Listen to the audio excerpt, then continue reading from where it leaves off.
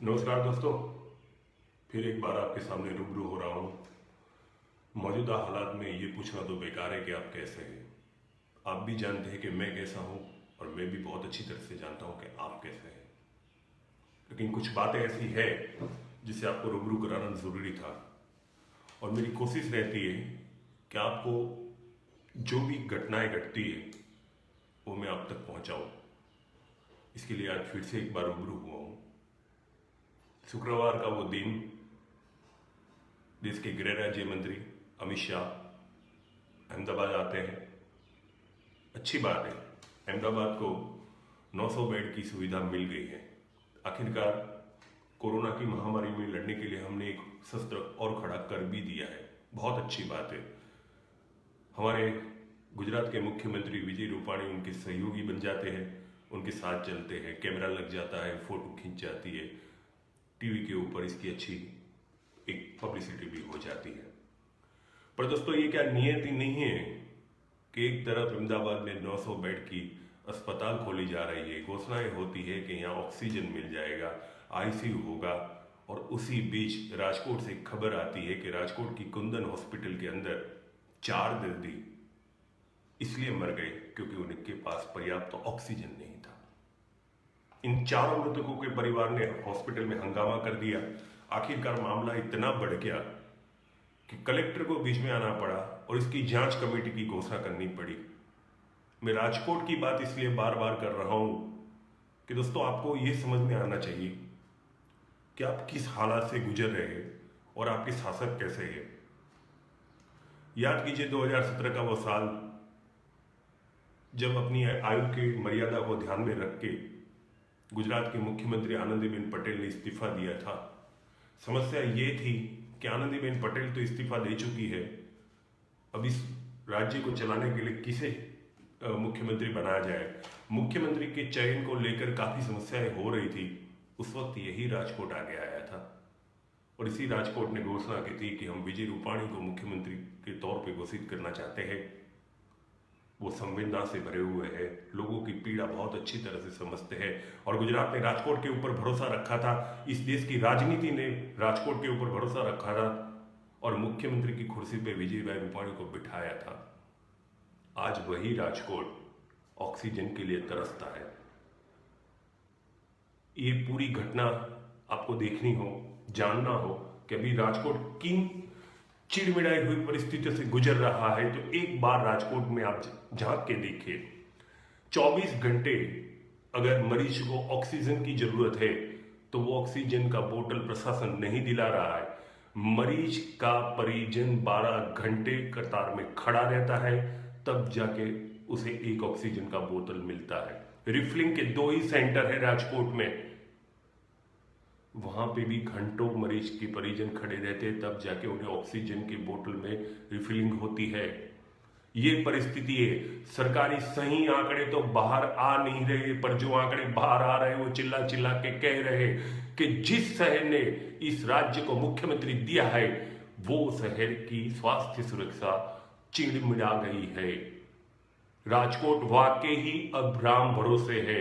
हम अहमदाबाद को एक पल के लिए भूल जाए, हम सूरत को एक पल के लिए भूल जाए, जबकि राजकोट से इन दोनों शहरों की हालत बहुत खराब है, तो भी मैं कहूंगा कि राजकोट पे अब ध्यान दीजिए।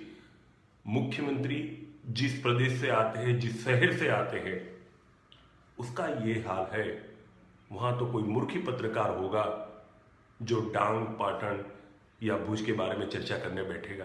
वो तो समझने वाली बात है। और एक तरफ राजकोट मर रहा है, ऑक्सीजन के लिए दुहार लगा रहा है, और मुख्यमंत्री यहां 900 बेड की हॉस्पिटल का उद्घाटन करते हैं। करना चाहिए, जरूरी था, मैं मानता हूं ये जरूरी था। लेकिन मेरा सीधा सवाल मुख्यमंत्री आपसे है, जब आप ये सारी गतिविधि पूरी करके जब राजकोट जाएंगे तो ये 4 परिवार राजकोट की सीमाओं पर आपका इंतजार करते होंगे। वो आपसे कुछ नहीं कहेंगे, केवल आंखों ही आंखों में इतना ही पूछेंगे, हमें ऑक्सीजन क्यों नहीं मिला। क्या आप उनका जवाब दे पाएंगे? आपके पास जवाब नहीं है। हकीकत यह है कि आपके हाथ में नियंत्रण नहीं है, और नियंत्रण है तो अगर ये हालत नहीं होती। परिस्थिति नियंत्रण के बाहर है, तुरंत आपको स्वास्थ्य आपातकाल की घोषणा कर देनी चाहिए। मैं मानता हूं कि हमारे पास जो साधन है वो पर्याप्त नहीं है। महामारी चारों ओर इस तरह से फैली हुई है कि हर व्यवस्था को उसने छोटी कर दी है। मैं आपकी आलोचना नहीं कर रहा हूं, लेकिन इस माध्यम से आप इतना समझिए कि आप दिशा भटक गए हैं। आप दिशा भटक गए हैं। क्यों योजना नहीं बनाई जाती? क्या भाजपा का या कांग्रेस का हर विधायक हर शहर में एक दूसरे के सहयोग में वो शहर को संभालेगा? और आप खुद केंद्र में बैठकर उन सब पे निरीक्षण कीजिए। आप क्यों नहीं कर पा रहे?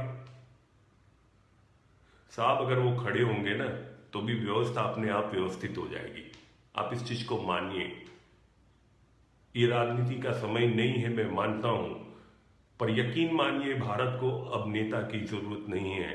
भारत जिस हालत में से इस वक्त गुजर रहा है उसमें हमें नेता नहीं, एक अच्छे इंसान की जरूरत है। लोग आज आपसे केवल इतनी ही उम्मीद करते हैं कि इंसानियत दिखाइए। जो हमारे पास व्यवस्था है वो पूरी मात्रा में लोगों तक पहुंचे, इतनी व्यवस्था मांग रहे हैं लोग। सब राजनीति बाद में हो जाएगी, आप अच्छे हम बुरे, हम बुरे आप अच्छे, सब हो जाएगा, होता रहेगा। पूरा जीवन पड़ा है, पर वो कब होगा जब हम और आप बचेंगे। व्यवस्था मुहैया कराइए। आप एक तरह विकास मॉडल है गुजरात, ये दावा करते हैं। वहीं राजकोट के बाहर, वहां से मुझे खबर मिलती है, सुरेंद्रनगर तहसील से मुझे एक दीपिका दवे नाम की लड़की ने लिख के भेजा है। दीपिका दवे 6 दिन पहले अपना RT-PCR टेस्ट करा चुकी है। शुक्रवार को दोपहर में जब उसने मुझसे विनती की तब तक उसका RT-PCR टेस्ट का नतीजा नहीं आया था।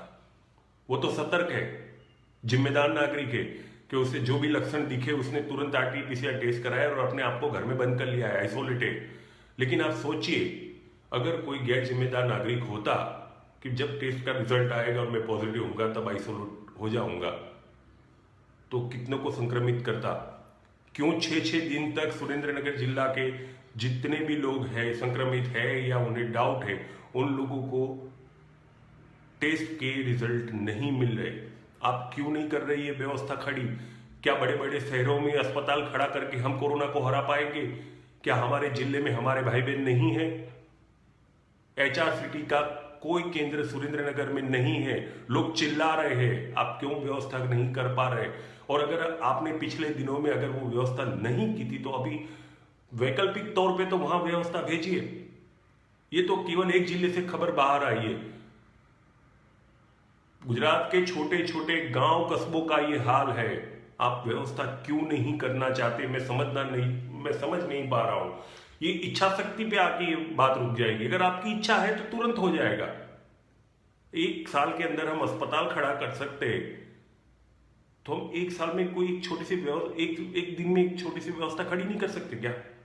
और इस महामारी में वो लोग मांग क्या रहे? केवल व्यवस्था मांग रहे। आपसे इलाज तो मुफ्त में दिया नहीं जा रहा, लेकिन व्यवस्था तो कर दीजिए। आप वो भी क्यों नहीं कर रहे? क्या आपकी इच्छा शक्ति नहीं है? गुजरात की जनता आत्मनिर्भर आपके कहने से पहले ही हो गई थी, लेकिन इतनी आत्मनिर्भर नहीं हुई है कि उसे व्यवस्था की भी जरूरत नहीं हो। महामारी में सबको व्यवस्था की जरूरत है। आप समझिए इस चीज को। आप ऑक्सीजन नहीं दिला पा रहे, आप बेड दिला नहीं पा रहे, आप इलाज दिला नहीं पा रहे। अरे कम से कम रिपोर्ट तो आप दिला दीजिए ताकि लोग समझ पाए कि वो संक्रमित है या नहीं है, उन्हें किस तरह से बर्ताव करना चाहिए, समाज में किस तरह से जाना चाहिए। क्यों व्यवस्था नहीं हो रही है? साहब, आपकी आलोचना करना मुझे अच्छा नहीं लगता। ये समय आलोचना का नहीं है। मैं खुद इस मन से बोलना चाहता हूं कि 4 व्यक्ति जब ऑक्सीजन से मर रहे थे, ऑक्सीजन अस्पताल में नहीं था, तो प्रशासन ने, आपने वो व्यवस्था कर दी कि आज अस्पताल से खबर आ रही है कि वो चारों बच गए। कितनी खूबसूरत लाइन है। मैं वो बोलना चाहता हूं। मैं बेकरार हूं वो सब बोलने के लिए, लेकिन आप कीजिए तो सही। आप इच्छा शक्ति तो बताइए। छोटे छोटे गांव, कस्बे, जिले में क्यों व्यवस्था नहीं हो रही? अब बोलिए।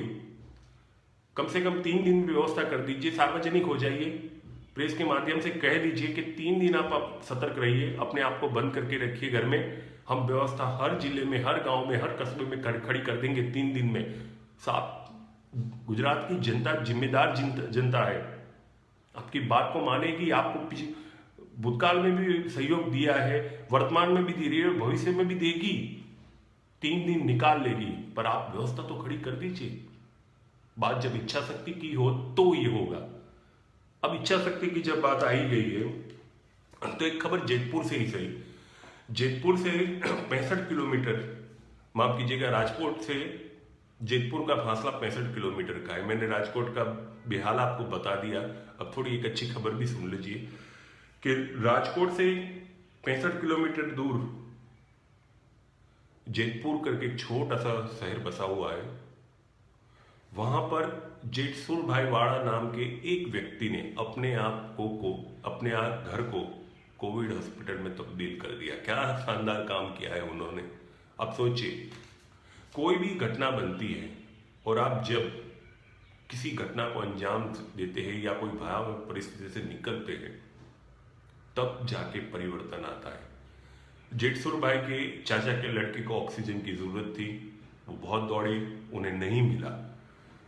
कैसे भी वो हालात से गुजर तो गए, लेकिन आखिरकार उन्हें पता चला कि लोगों की पीड़ा क्या है। तुरंत अपने 3 मंजिला इमारत को उन्होंने कोविड हॉस्पिटल में तब्दील कर दिया। डॉक्टर बुलाए, जानकारियां ली, ऑक्सीजन कैसे दिया जाता है वो जाना, और पूरा परिवार आज डॉक्टर की भूमिका में है। इतना ही नहीं, अब तक जो खबर आ रही है उनमें से 65 संक्रमित मरीज वहां पर भर्ती हुए, जिनमें से 63 लोग अच्छे हो गए। दुर्भाग्यवश 2 व्यक्तियों की मौत हो गई, जिसका इस वाड़ा परिवार को बेहद दुख है। व्यवस्था देखिए, एक छोटे से गांव से निकला हुआ एक किसान जिसकी पूंजी 3 मंजिला इमारत है, अपने परिवार को तीसरी मंजिल पे रख देता है, दूसरी मंजिल पे मरीज को रखता है, और आखिरी में ग्राउंड फ्लोर पे मरीज के रिश्तेदार रहते हैं। और वो पूरा परिवार मरीज की न तो देखभाल करता है, बल्कि सभी को दोनों वक्त की रोटी भी मुहैया कराता है। ये होती है इच्छा शक्ति। मैं सलाम करता हूं इस परिवार को, किसने ये किया। मैंने आपको शुक्रवार को जो मैंने FB लाइव किया था उसमें ही कहा था कि अभी आप लोगों से जो हो सकता है, किसी भी प्रकार की सहायता होती है तो आप कीजिएगा। आप वाकई देशभक्त बन जाएंगे। आपको किसी भी नेता की तरफ से सर्टिफिकेट की कोई जरूरत नहीं पड़ेगी। इस महामारी ने आपको यही सिखाया है और आप लोगों को केवल यही सीखना है। हमारे आसपास कोई भी, जरा सा भी कोई भी जरूरतमंद आदमी आपको दिखे, उसकी सहायता कीजिए। साफ बेड है या नहीं ये जानने के लिए अगर आप फोन भी करेंगे ना अस्पताल, तो भी आपने बहुत अच्छा काम किया। याद रखिएगा, उस रात को आपको अच्छी नींद आएगी, गर्व होगा आपको, आपके माता पिता को आप पर गर्व होगा। कीजिए, अपने आप को सुरक्षित रखिए और जब सहायता कीजिए लोगों की। इस बीच बड़ौदा से भी एक अच्छी खबर आई है। सिस्टम किसी के मोहताज नहीं होता। अगर ये सिस्टम ये मान ले, बहुत कुछ हो सकता है। बड़ौदा की SSG और अस्पताल में कोरोना के मरीजों को एडमिट करना था, बेड लगाने थे, लेकिन मजदूर नहीं थे। देखिए क्या शानदार नज़ारा होगा जो मेरी आंखों ने छोड़ दिया है। मैं वहां नहीं था, इस बात का मुझे अफसोस रहेगा। खुद डॉक्टर नीचे आते हैं और 5वीं मंजिल पर डॉक्टर सारे इकट्ठा होके बेड चढ़ाते। ये होती इच्छा शक्ति, ये होती शुश्रूषा, ये होती है डॉक्टर की जिम्मेदारी कि मुझे मेरे मरीज को बेड देना है। जब तक मजदूर नहीं आएगा तब तक मैं नहीं बैठूंगा। मैं खुद चढ़ा दूंगा और मैं अपने मरीज की सेवा चालू कर दूंगा। इस बीच बहुत अच्छी खबर एक आ रही है। देखिए क्या है कि हमने कोरोना में जिस तरह से अखबार में, मीडिया में आ रहा है, मैं खुद मीडिया का आदमी होकर आप लोगों से कहने लगा हूं कि मैं जिन कहानियों के बीच से रोज अपने आप को गुजारता हूं, मैं खुद परेशान हो गया हूं। कहीं कहानियों से मैं गुजरना भी नहीं चाहता। ये भयावह परिस्थिति में देख नहीं पा रहा हूं। इस बीच हमें अच्छी अच्छी चीजें भी देखनी चाहिए और वाकई बहुत अच्छी अच्छी चीजें आती है। सूरत में एक डाइबिन नाम की महिला जो अमरोली इलाके की है, वो आती है, अस्पताल में संक्रमित है और डॉक्टर कहते हैं कि दादी हम दोनों मिलकर कोरोना को हराएंगे। और डाइबिन की आंखों में आंसू आ जाते हैं और डॉक्टरों को आशीर्वाद देके बोलती है आप लोग स्वस्थ रहिए।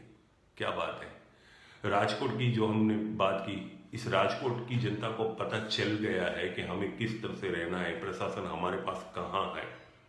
इस बीच 94 साल की चितनाबेन हॉस्पिटल में दाखिल होती है और जैसे ही वो दाखिल हुई ठीक होने लगी। 5 दिन बाद ठीक होने लगी। उनके परिवारजनों ने उसे फोन किया तो उन्होंने कहा मेरी चिंता मत कीजिए, मैं अपनी चौथी पीढ़ी को, जो हमारी चौथी पीढ़ी है, उसे जनेऊ दे के जाऊंगी। जब तक मैं अपने नाती को जनेऊ नहीं दूंगी मैं नहीं मरने वाली। ये होती इच्छा शक्ति। हमेशा अच्छा सोचिए। आखिरी बात आप लोगों को बताना चाहूंगा, भारत की राजनीति ने हिंदू मुस्लिम पे बहुत राजनीति की है, पर यकीन मानिए हिंदू मुस्लिम राजनीति का मुद्दा है, वाकई में है नहीं। हिंदू मुस्लिम का डिबेट ये मीडिया का एक सिलेबस है। इस बीच अहमदाबाद में से खबर आ रही है, कई मुस्लिम लोग हैं जो मुझे रोज लिख रहे हैं, मैसेज कर रहे हैं कि हमारे वहाँ मरीजों की संख्या बहुत कम है, फिर भी हम आपको कह रहे हैं किसी भी अस्पताल में किसी भी प्रकार की कोई भी सहायता चाहिए तो कृपया हमें दिशा निर्देश कीजिए, हम लोग सहायता करने के लिए तैयार हैं।